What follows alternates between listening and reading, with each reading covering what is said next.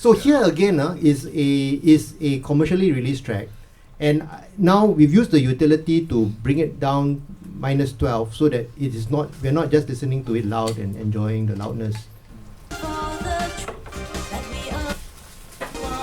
Buffering.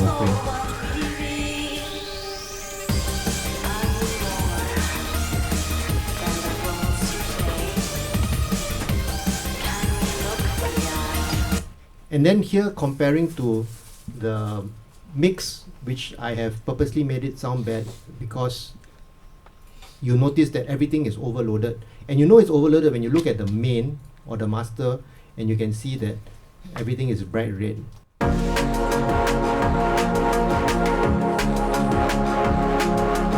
Okay, apologies to those whose ears are affected. There is, and the reason why you have a reference track is you want to be able to tell what your goal is. If you don't have a goal, then you don't know what you're mixing to.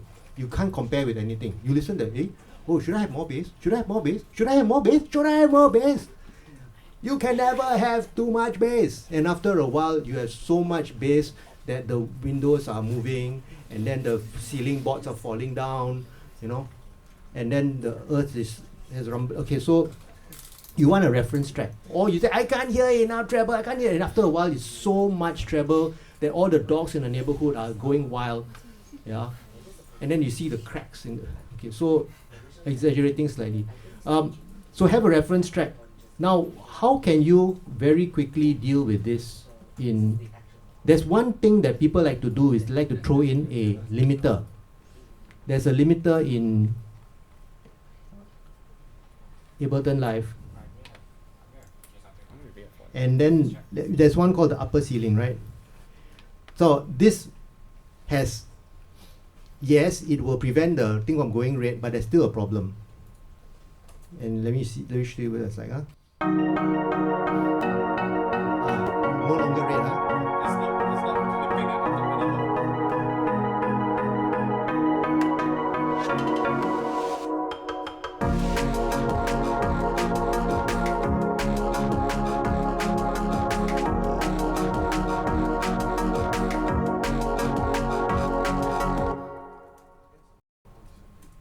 It's no longer all red, but it still doesn't sound good. Why?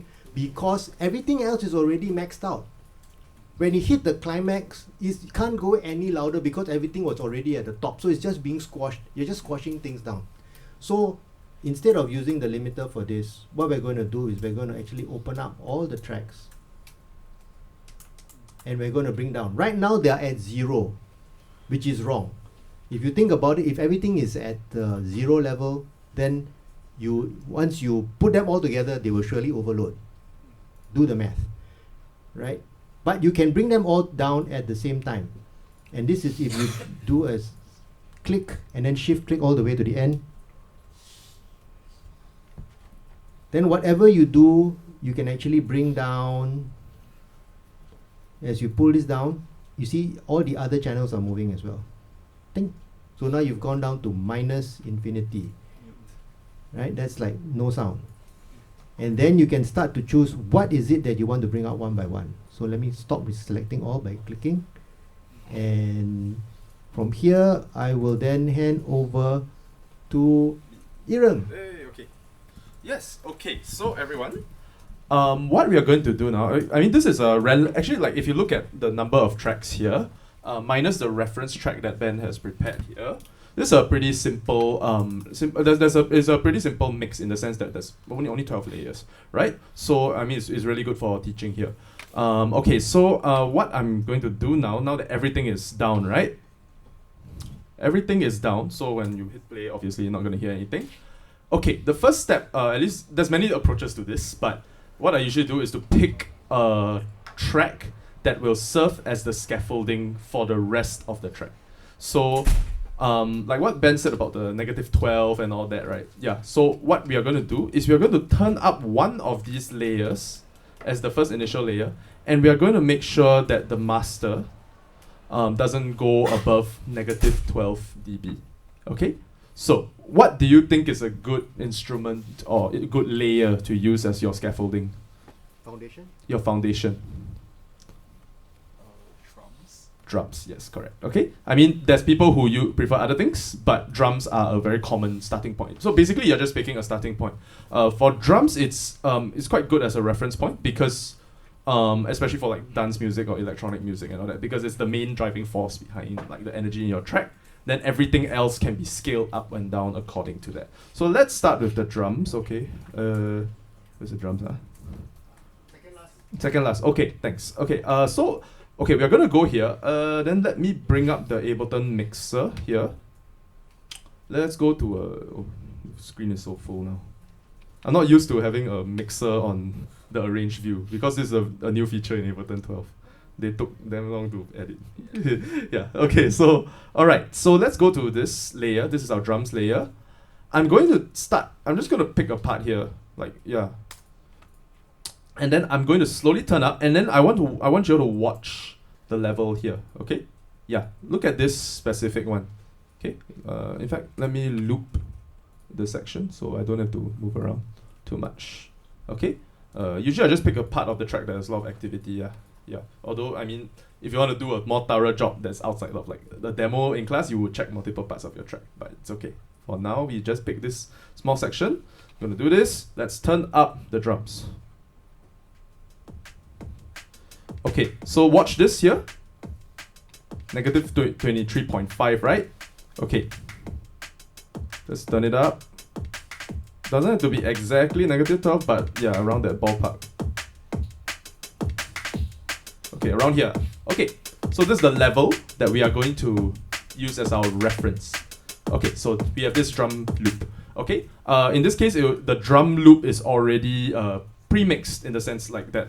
If you look at, I mean, if you listen to the drum, it's all just baked. All the like the kick, the snare, hi-hat are all baked into one file. So we are not gonna deal with all the kick, snare, and hi-hat separately. Yeah. I mean, if you were to make your own drum loop, then you would have to do that separately. But in this case, we are just using this drum loop as a reference. So yes, negative 12. Can I ask Yes. why specifically negative 12? Okay. Ben, you want to explain?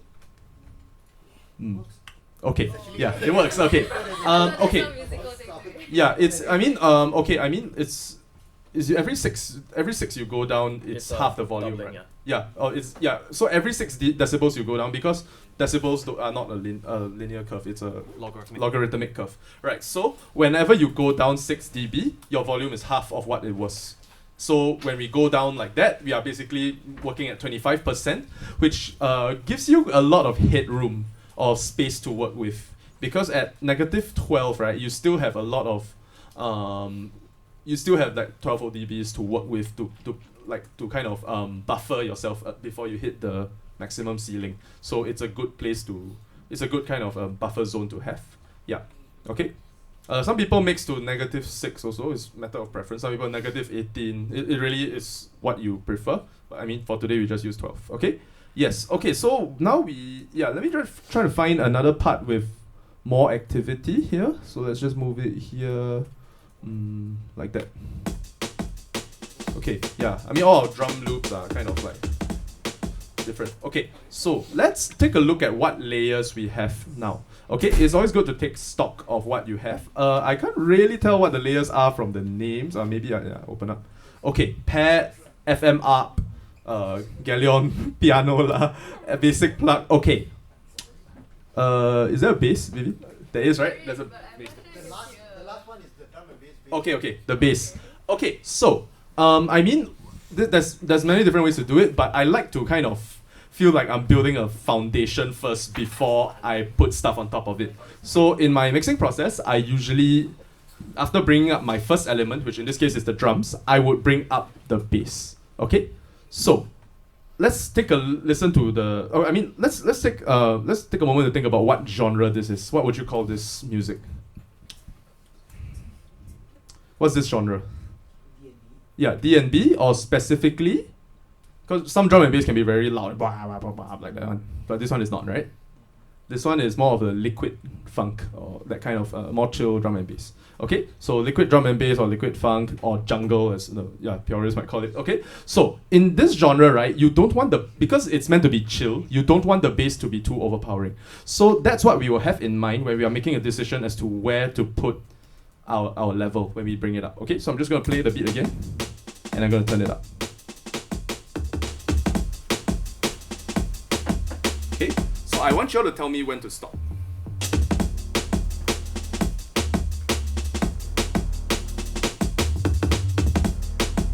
Tell me when to stop. Okay, around here. You all like this? Down a bit, right? Okay, I see some. Down a bit. Okay, yes. Okay, yeah, I agree. Something like that. Where it sits comfortably under, but it's not too overpowering. Yes, this bass has some snarl to it. That's because it's a neural bass like this. What's the wow, those nice harmonics. But it shouldn't be overpowering because that's not this genre. Okay, if the really heavy drum and bass one, you can turn it up more, but not this one. Okay, so we have this. Yeah. Okay, next. Okay, I'm just gonna do a keyboard shortcut. H. Okay, so when you do H and W, you can fit you press H and W without the on-screen keyboard on. You can fit the entire Ableton screen like into one window. Okay, so like that I can look at it a bit easier. Okay, good. We have this. Okay, what should we do next? Actually, we can. Okay, so as we can tell, everything else is more or less melodic elements, right? Melodic elements, right? Okay, so we can choose to deal with the pads first or the arpeggios first. So I think in my head, right, what I'm sorting it into are sounds with fast attack, that kind of things, and sounds with slow attack, sounds that swell in. Okay, so what should we start with first? If we are thinking, if the mental model we have is that of having like basically like building a solid foundation first and stacking stuff on top. Slow things first. Okay, yes. Like I said, this is a preference. You can do it the other way as well. But yeah, let's start with the pads then. Okay, so worldscape pad. Let's do that. Okay, tell me when to stop.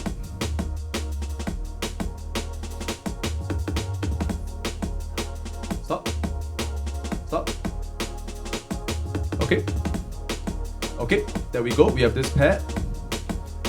We have another pad down here. Yeah, let's go. Okay, so you can tell, because depending on your arrangement, right, there will be certain pads at certain times where you don't have all the elements in place.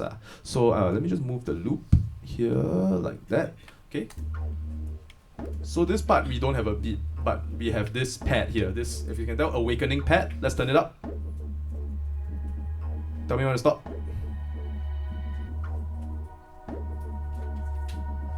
Tell me when to stop. A bit more. Yeah. Stop. Okay. Yes.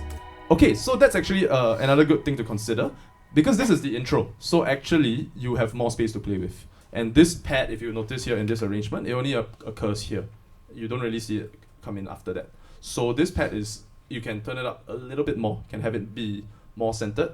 Okay, yeah, so we have this pad now. Okay, let's move back to a more active zone here. Maybe here. Yeah, back here. Okay, not sure how many other pads we have. We have, okay, sorry, let's deal with this chord thing here first. Yeah, Vivi, is this a pad? Oh. Okay. It's okay. I think Yeah. they're arpeggios though, honestly. Okay, I think, let's check. I might have put an arpeggio. Yeah, okay, then it's arpeggio. So I think the rest of them will, okay, there's one more pad here, yeah, okay, never mind. Okay, so let's deal with this purple layer. I'll sing click pad, let's turn it up. Tell me when.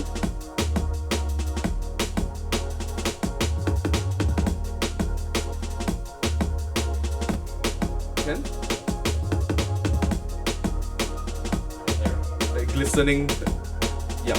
So this is meant to be an added texture on top. Okay, so not really meant to be center stage. So I can tell when at the point where you told me to stop, right? It's still not really poking through, but that's okay because it's not meant to be a main element, right? Okay, unless you want it to be a main element, then you do that. Okay, yeah. All right, so all of this is, we are going by feel, honestly, at this point, because I mean, everyone's sitting at different places in the classroom, so we are not going to go into this from a very technical, like hardcore, this one must be this, the ratio of this must be this for this genre. No, we are going by I kind of like our own kind of intuition of where each sound sits in this composition, okay? And kind of taking reference from our pre-existing knowledge of music in this genre as well. Okay, so let's deal with the ARPs now. Okay, so let's deal with this MPE FM ARP. Oh, sorry. Here. Okay, tell me when. Are you starting to hear it?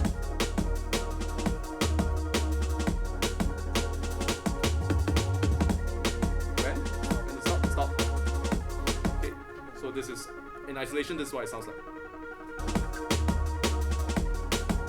Okay, there we go. We have this up, okay?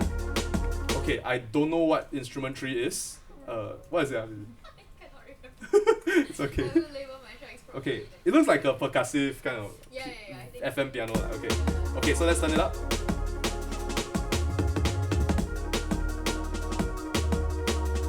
That's too much, right?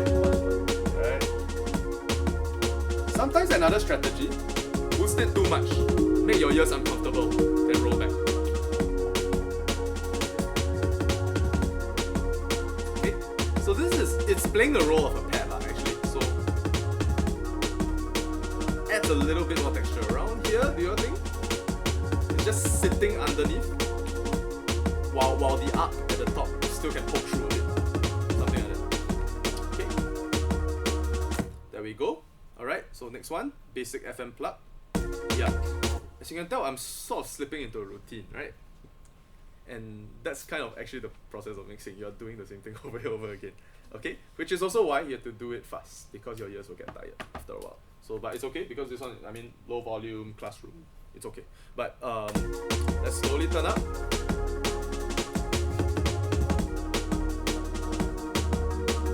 Okay, where should this be? This sounds like that. Too loud. Okay, then. So, but this is a rhythmic element. So, do you think it should kind of poke through a little bit, just to give the beat a bit of drive? It should, right? But not entire. But not, yeah, exactly, right? So maybe something like that. I'll say maybe here. But right now, it's still a little bit too bassy for my ears. Okay? Yes, okay, yeah, we'll get to EQ next, okay? But right now, we are dealing with volume, and I like the volume of this plug. What I don't like is the timbre, because this plug has a lot of low-end content that is, in a way, distracting. I don't think it's really interfering so much with the sub bass and all that, because it's pretty soft and chill anyway. But it does stick out. It is not exactly, it is kind of very in your face, at least the low parts of this plug. Okay? So, Also missing yeah, sure. the flat sky keys. Sorry? Flat sky keys, I'm missing that as well. Oh, okay. Yeah, I haven't gone to that. I just work with this first. Okay, so let's listen to this sound. Okay, I think let's do the EQing later. Let's set all the volume first, then let's deal with the problems later. Okay? Yeah. Some people like to set the volume, then do the equalization, but I think for the purpose of teaching, I'll just systematically do all the volume first. Okay, let's see. Bomb tick 101 BPM. Okay, this is more of a sound effect that only sporadically happens. So let's just go around to these places where it happens. Okay. Okay, turn it up. So this is how it sounds like. So remember, this only happens at a very sparse part of the arrangement. So we can afford to turn it up a bit more. How's this? How's this? Maybe slightly more. Slightly more?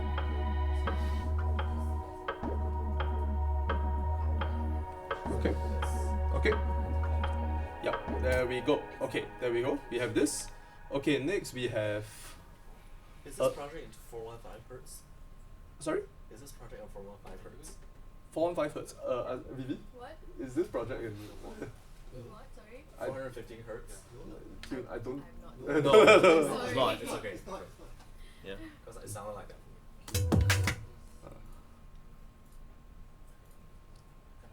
Do microtonal. Okay, let's turn up the soft chord.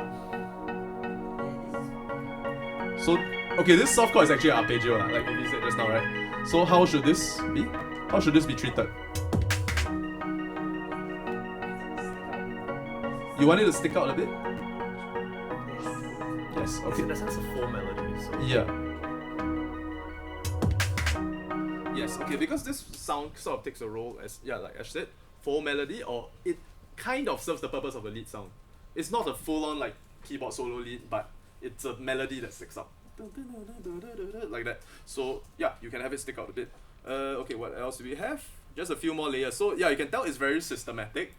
And like when I teach mixing outside also, it gets to this point where I look at a student, are you bored? Like, because we are, yeah, really, the last time I taught one of my other students at Top Studio Academy and all that, like we kept doing the same thing over and over. Then like, okay, just to reassure you, okay, right? Because I know we are doing the same thing, but this is part of the process. Yeah. Then you're like, okay. Okay, so next one, dark sky keys. Let's deal with this. I don't know how this sounds like. So actually pretty pad-like instruments as well. But this one maybe it's not really doing a very active kind of melody role. It's the role of this instrument is not very it's not meant to be a prominent instrument. Maybe more in the background. So let's relegate it down. Like that. Something like that. Something in the background. Okay, there we go. Okay, so riser. So these are your like little one-shot sound effects, and I think this is the last sound already. Okay, so riser, white noise. Okay, so this will be a swoosh lah, most likely. So and Vivi, I see that you did like forward and reverse, right, for this one? Okay, so let's zoom in on this. Okay. So it's a sound effect. It's meant to just kind of be momentary. More? Less? What do you think? It's too much, right? Okay, too much? about here. Okay, good. Okay, let's listen to it in context because this is meant to lead from one section to the other. Yeah. Okay, let's go here.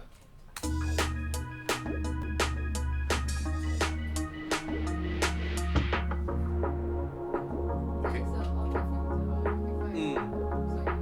Yeah. Oh yeah, yes, this part. Yeah, but that's more of the sound design part, so that one we leave. Okay.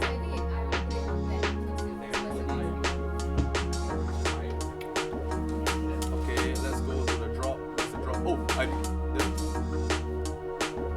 I got caught in a loop.